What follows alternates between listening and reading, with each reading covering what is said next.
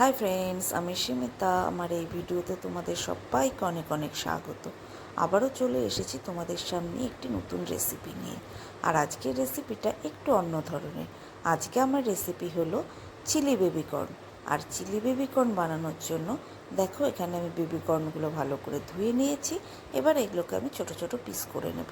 দেখতেই পাচ্ছ, ঠিক এরকম ছোট ছোট করে পিস করে নিয়েছি। এবার এর মধ্যে আমি দিয়ে দিচ্ছি 1 চামচ লঙ্কার গুঁড়ো, আর দিয়ে দিচ্ছি 1 চামচ গোলমরিচের গুঁড়ো, আর দিয়ে দিলাম 1 চামচ কর্নফ্লাওয়ার। এবার এই সব কিছু দিয়ে আমি কর্নটাকে ভালো করে কোট করে নেব। কর্নগুলো ভালো করে কোট করে নিচ্ছি। এখানে একটা কড়া বসিয়ে দিয়েছি। কড়াতে দিয়ে দিলাম 3 চামচের মতো সাদা তেল। 3 চামচের মতো সাদা তেল দিয়ে দিলাম। তেলটা গরম হয়ে গেছে। এবার এর মধ্যে দিয়ে দিচ্ছি কর্নগুলো। যে বেবি কর্নগুলো আমি কর্নফ্লাওয়ারে কোট করে রেখেছিলাম, সেই কর্নগুলো আমি এর মধ্যে দিয়ে দিচ্ছি। দেখতেই পাচ্ছ, কর্নগুলো কিন্তু আমি এখানে সব দিয়ে দিলাম। এবার এগুলোকে আমি ভালো করে একটু ভেজে নেব। গ্যাসের ফ্লেমটা মিডিয়ামে রেখেছি, তাহলে কর্নগুলো খুব সুন্দর করে ভাজা হয়ে যাবে।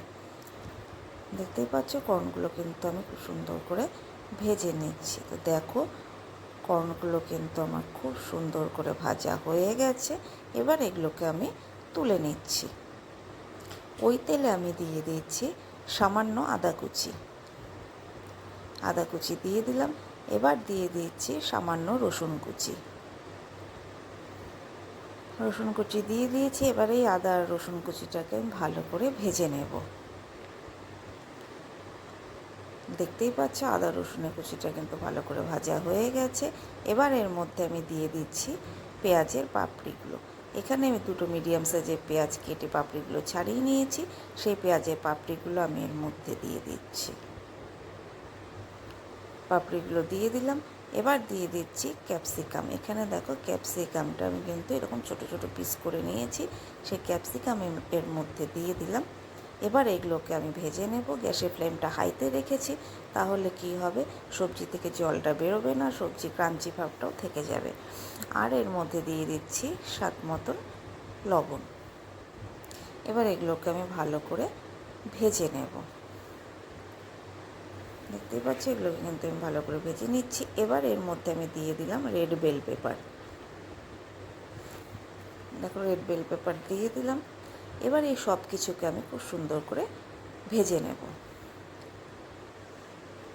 তো দেখো, সবজিগুলো কিন্তু আমার খুব সুন্দর করে ভাজা হয়ে গেছে। দেখতেই পাচ্ছ, খুব সুন্দর করে ভাজা হয়ে গেছে। এবার এর মধ্যে আমি দিয়ে দিচ্ছি 2 চামচ সয়া সস। 2 চামচ সয়া সস দিয়ে দিলাম। এবার এর মধ্যে দিয়ে দিচ্ছি 2 চামচ টমেটো সস, আর দিয়ে দিচ্ছি 1 চামচ ভিনিগার, আর দিয়ে দিচ্ছি 1 চামচ কর্নফ্লাওয়ার। আমি জলে গুলে রেখেছিলাম, সেই কর্নফ্লাওয়ারটা আমি এর মধ্যে দিয়ে দিলাম। এবার এগুলোকে আমি সব কিছু, এই সবজিগুলোকে আর এই সসের পেস্টটাকে আমি সুন্দর করে মিশিয়ে কুক করে নেব। তো দেখতেই পাচ্ছ, এগুলো কিন্তু আমার খুব সুন্দর কুক করা হয়ে গেছে। এবার এর মধ্যে আমি দিয়ে দিচ্ছি যে কর্নগুলো আমি ভেজে রেখেছিলাম, সেই কর্নগুলো আমি এর মধ্যে দিয়ে দিলাম। দেখতেই পাচ্ছ, সব বেবি কর্নগুলো কিন্তু যেগুলো ফ্রাই করে রেখেছিলাম সব দিয়ে দিলাম। দিয়ে এবার এগুলোকে আমি সসের সঙ্গে ভালো করে মিশিয়ে কুক করে নেব। এবার এর মধ্যে দিয়ে দিচ্ছি কয়েকটা কাঁচা লঙ্কা আমি চিড়ে রেখেছিলাম, সেই কাঁচা লঙ্কা দিয়ে দিলাম। আর দিয়ে দিচ্ছি 5-6 কোয়া রসুন আমি এরকম স্লাইস করে রেখেছি, সেই রসুনগুলো দিয়ে দিলাম। দিয়ে এবার এগুলোকে আমি ভালো করে কুক করে নেব। এইভাবে রসুনগুলো স্লাইস করে দিলে কিন্তু স্মেলটা খুব সুন্দর আসে। দেখতেই পাচ্ছ, তা কর্নগুলো কিন্তু খুব সুন্দর করে আমার কুক মিশে গেছে সসের সঙ্গে আর সবজির সঙ্গে, আর এগুলো কিন্তু খুব সুন্দর কুক হয়ে গেছে। তো ফাইনালি রেডি হয়ে গেছে চিলি বেবি কর্ন। এবার এটাকে আমি সার্ভ করে নিচ্ছি।